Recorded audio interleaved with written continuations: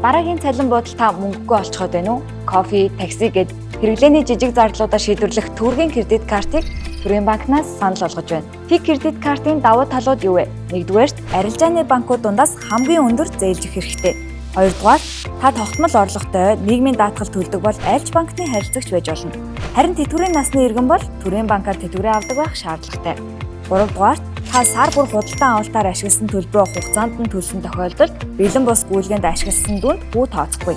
Дөрөвдүгээрт, Тийг кредит картын үр орлогын харьцаа 100% хүртэл байж болох тул та өөр зээлтэй байсан ч авч болно.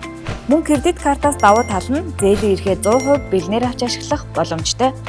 Та заавал банкны салбарт очихгүйгээр Газбанк аппликейшны зээл цэсний цахим кредит карт хэсгээр нэвтэрч хүсэлтээ илгээн хормын дотор Тийг кредит картаа аваарай. За баярлалаа, амжилт хүсье. Таны хэрэглээнд ойр Тийг кредит карт.